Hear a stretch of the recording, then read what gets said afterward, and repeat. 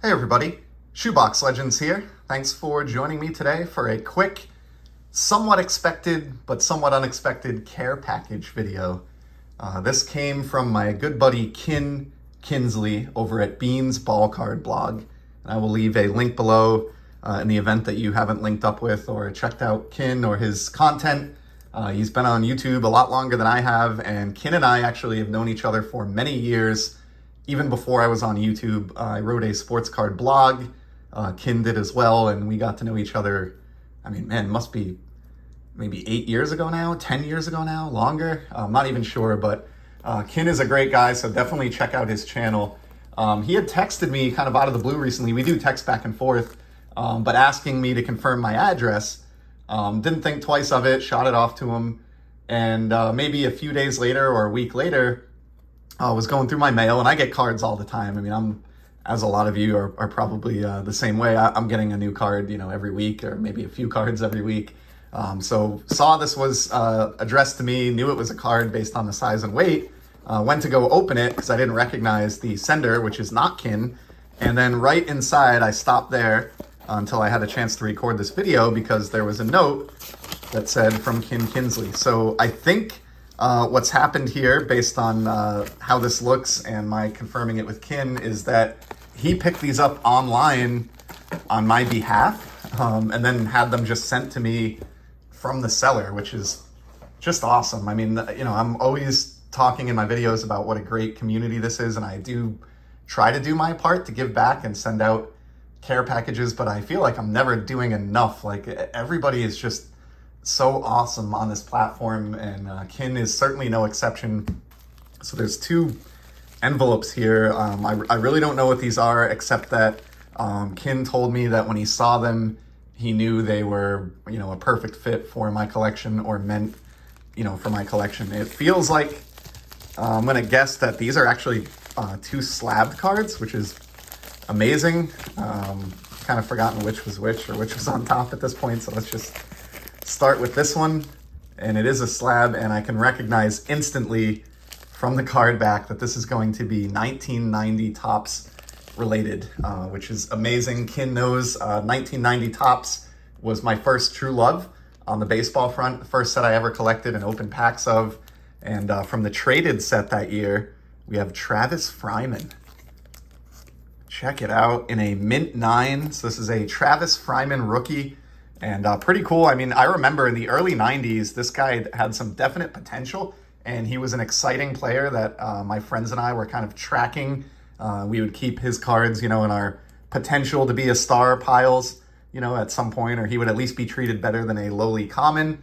I think he went on to have a fairly lengthy and successful career. He's not, going to be enshrined or anything like that, but really solid player, and a guy whose name takes me right back to that time period, which is killer. And I'm just now noticing this is the Tiffany version as well. So this is a Topps traded Tiffany Travis Fryman. There's a mouthful, in a PSA 9.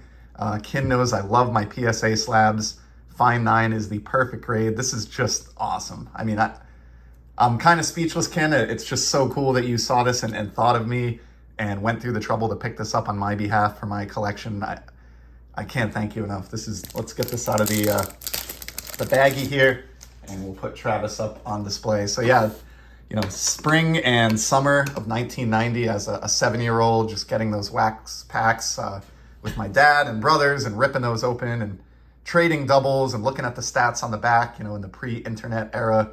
That was my birth into the baseball card hobby, and did take a break for a few years in early adulthood, but largely have never looked back since. And so 1990 has a special place in my heart, and it looks like we've got another 90 here. And this one is, I'm going to say, even cooler than the first for a couple of reasons. And I don't even think I shared this with you, Kin. I know I told a couple folks when it was happening. I'll get to it in a minute, but check this out. This is a box panel. So it's a box bottom card of Hall of Famer Jim Rice for my hometown Boston Red Sox. Amazing. This is in a PSA 8. I actually collect, in addition to 1990 Topps and all 90 Topps related items, I do collect and love box bottom cards as well.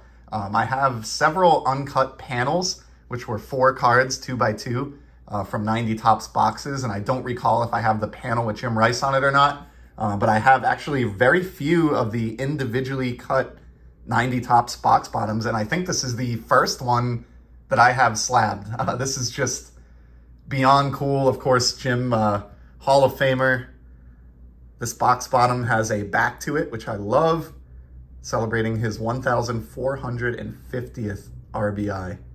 And I don't have it in front of me. Obviously, I wasn't expecting to pull this out of the envelope, but Jim, I believe, retired after the 1989 season, I want to say. So this might be kind of like a fitting final tribute to the man who is now enshrined in Cooperstown. And Ken, in case that wasn't cool enough, I happen to, this is just crazy coincidence, within the last couple of weeks, I happen to have met Jim Rice and been able to hang out with him for a couple innings at Fenway. So I went to an event through my work where I was able to attend a game in the Legends Suite, is what they call it. So it's like a luxury box above the field. We got a tour of Fenway Park, and then the gimmick is that every game, home game, they bring in a retired great into the box, and he hangs out for a couple innings.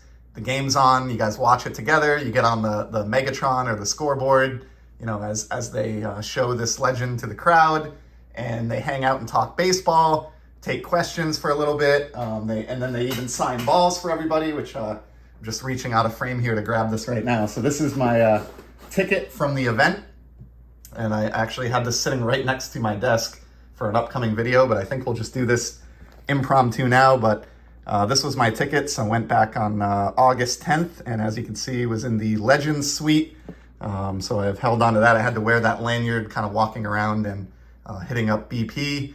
Was really cool experience. Got to hang out on the Green Monster during batting practice and actually caught a BP ball from the first row of the Green Monster, which was awesome. So I hung on to that. Not an experience that I've had before, catching a ball, batting practice or otherwise at a major league stadium was pretty cool.